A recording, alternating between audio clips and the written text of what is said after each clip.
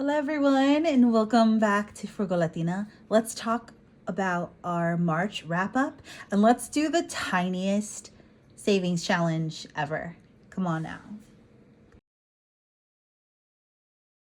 Before we get into all the fun stuff, I want to talk about how did March go and what I have planned for the next bigger cash stuffing and more savings challenges because I don't want Shut the Box to get tired. So first and foremost, I still feel pretty good about March.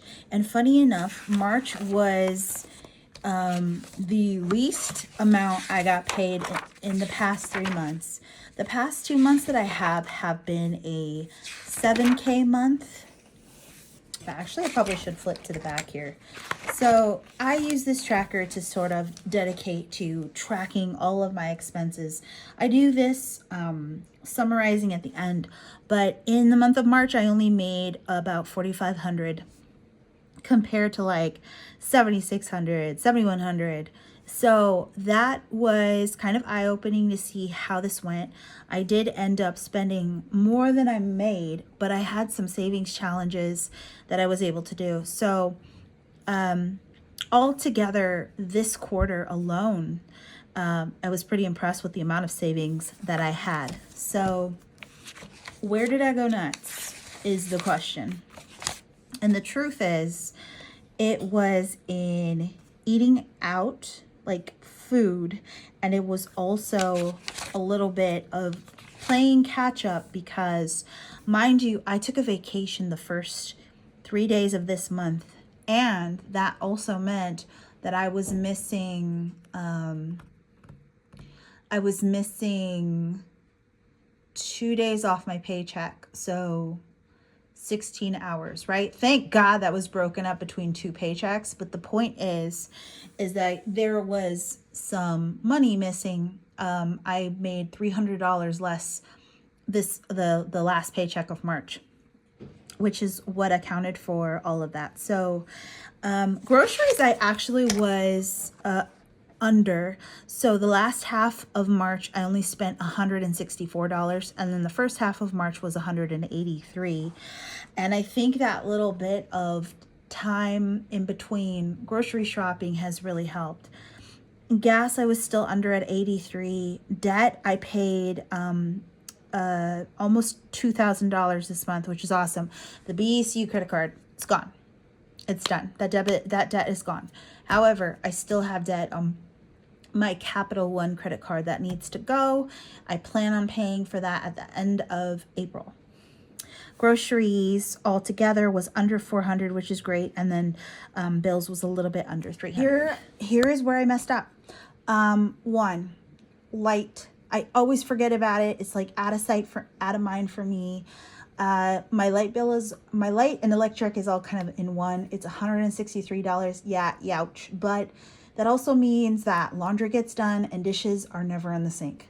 So take what you got from that. 2, I need to budget more for house. I had to pull $122-ish from my emergency fund to get a vacuum, to get cleaning supplies, to do like a random like total deep clean of the house. And while I'm grateful I had that money, I really should factor in a little bit more towards the beginning of the month. That typically tends to be the time I run out of toiletries and toilet paper and all that stuff. So it's good to see my mistakes because that's how I learn from them. They don't always feel good in the moment though, admittedly. So let's see. Vacation, I actually did end up spending less than I thought I would, which was fantabulous. I kind of went over that in February, but overall, we didn't do too terrible. We were mostly under budget. I was right on budget with gas and stuff because I did pay for a lot of parking. And here's the thing. Going forward, basically into the winter, going forward into like the summer months, I'm a social creature. And whether I want to admit it or not, and it's one of the things that the budget mom talks about, is that sometimes we budget for the person we want to be, not the way that we actually are. the person and the type of patterns that we have. I am social in the spring and the summertime. I go out to events with friends, and I want to go out and do things and also pay debt. And both of those things are possible. And I have mentioned this in the past. You can have a lot of fun on 40 bucks. A lot of fun on 40 bucks. Is it going to cover everything? Probably not, but it still gets you out there because most events are here. Believe it or not, in northern Seattle are like 20 bucks. Okay. So that being said, I have to give myself a little bit of grace, factor in the fun like I've talked about, and I'll be okay. So that's just like something worth noting about myself, is that if I put it out of my, if I put it out of mind, I'm going to forget about it. Straight up. So what does April look like? I'm excited for April because I've been so inspired by the budget community here. And one of the things was to get current on everything. So yes, I do have a boatload of savings challenges that I'm going to show you here shortly. But I have to get current on all my bills, pay down every single dime of credit debt and medical debt, which is, it's not a lot, but it accumulates when you're late fees, and then good to go passes. It's our version of like an orange pass, transportational pass. I want to get that monkey off of my back. So going forward into the next budget, this is kind of like a quick overview. I am going to be bringing back the holidays. So like Christmas, I'm going to start saving now, because $500 was a lot of fun. It covered a lot, but I kind of want to, I want to keep going. And I'm going to start factoring in car insurance as well. That might be a little further down the line, but I might be increasing therapy sessions, but you know, some things are a little cost prohibitive. So with that said, let's get into the fun. Hear me out. I do have Happy Mail. It is from Bajan Girl Budgets. I opened it. I kind of peeked, but I did not open it all the way. So hooray! I did finally, I bought the savings challenge I've been talking about for ages, the 12-month one. So I'm going to show you guys what is coming into play here very soon. Let's get this open. It's so cute. I can't handle it. I love opening Happy Mail. Cute. Put that to the side. Here is one of her April showers bring me flowers. How cute is that? And a randomizer. The randomizer ones, they're so pretty. They have been what I've been modeling my 12-month after. And then this is going to be my very first scratch off, you guys. It's so pretty. So yes, please go follow her on YouTube. She's just a delight. Bajan Girl Budgets is one of the, just a huge inspiration actually for the next challenge that I'm doing.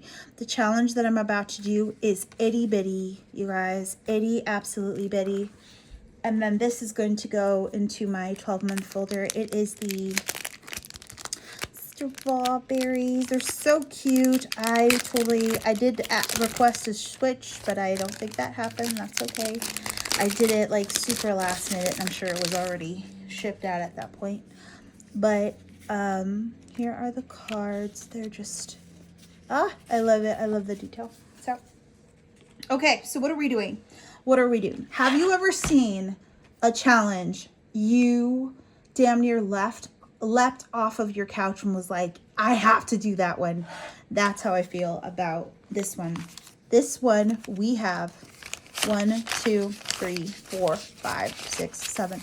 The $7 is from using, I bought Diana some party favors because, fun fact, I'm throwing a birthday party for my cat. She's turning 5. Yes, this sounds silly, but there's so few things that are wonderful right now. So just any excuse to celebrate. She's having her Cinco de Enero. I'll post a photo of her up here. So we're going to be seeing how far we could get with this challenge. But this is for the Monster Challenge. Again, I found this out only because of Asian Girl Budgets. It's so stupid cute. It's made by Simply Made, Save Now, Travel Later, Lil's World, Dawn Sunrise Budgeting, and Saving with Tiffany. They came up with basically like several challenges, and we're gonna try to do at least all of them. It seems like it's fairly like low budget or low budget friendly. So what we do, the instructions are such: shuffle the deck of cards. Each card represents a different game to play.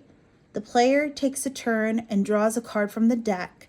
Determine the game. Once a card is drawn, the player plays the game listed on the card.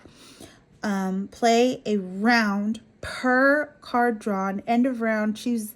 Once the choosing game is complete and the money is saved, put that card at the bottom of the deck and move to next card. The cycle keeps repeating until all the monies are played. How much money did you save? So I have them in their like respective folders, and so we're basically just gonna play it till it's done.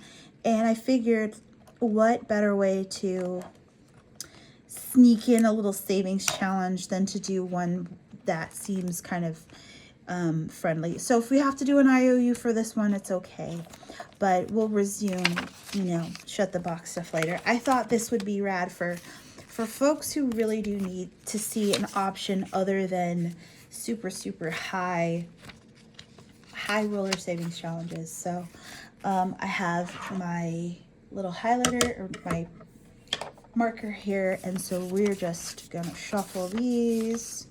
I have no idea what each one is, so bear with me. Also, my printer ink was doing things. So the first one is Monster Roll and Save. So we're gonna find that envelope. Monster Roll and Save. Is it this guy? No, it's this guy. Okay, so I actually had to watch Kimmy play this because I was very confused because there's no instructions that come with that. So essentially is you take a D6, you start at a starting point, and I forgot to get a little guy, okay, I found one. I have a Lego. So I have a Lego guy. You start at one point and then you go around, and whatever you land on is the amount that you save. So here it's in increments of 1 and 2 and 3. So this is my little headless Lego. It was a warrior. I have no idea where the head is. I was cleaning. I'm sorry to the Lego community, but we're gonna start off with that, okay? Is a little top heavy. Okay, so we're gonna just, you know, it is what it is. All right, so the first one is 6. 1, 2, 3, 4, 5, 6. So we landed on 3. So we're gonna put away $3. 1, 2, 3. So yeah, I felt like this would be the most feasible to be able to actually save money. So we'll, you know, probably end up doing more of these when I have more cash to stuff, but I thought this would be a fun game. Okay, so Monster Roll and Save is all done. Let me mix this up. The next one is Monster Race.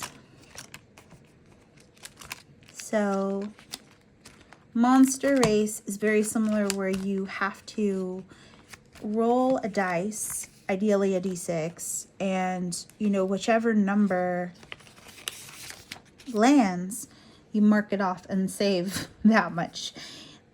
This might be a very short game, guys, so it's okay. So that one is 3. And I'll make sure to do this a different color every time, because otherwise, I know. 1, 2, 3. We got $1 left. So, okay, that is all donezo bunzo. Yes. I realize that as a gamer, how much fun it is to just gamify savings. It just works for me personally. So you can also sort of have the games so that way they still work when you are low income. Okay. And the last one is Monster Plinko, right? Monster Math, excuse me. Monster Math. I want it to be Monster Plinko, but Monster Math. So this one, you're essentially going to take a D6, again, roll it, and then times it by whatever. We might have to do an IOU, which is okay, but we'll do it anyhow. You get the, oh my God, no way. It's a 1. So 1. We're going to just leave it. We're just going to leave it because I don't want to. Oh, so 1, you know, if we did this correctly and it was like a 3 and we did -1, it would be 2. But for this, just the sake of like, hey, this is kind of a practice one, we're just going to put in $1 and then call that square. So that is, it's the challenge itself, I believe, is another savings challenge. It's very, very tongue-in-cheek, but I printed these out myself. I'm so happy to be doing it. I've been dying to do another savings challenge, and I wanted to share it all with you guys. So that's that. That's what I got going on for this week. There will be more. There will hopefully be less headless Lego, but I hope that you enjoyed that, especially for folks that are starting with not a lot. And believe me, I've been there, done that. Like Pitbull says. I will see you in the next video, and have a wonderful rest of your day. Adios.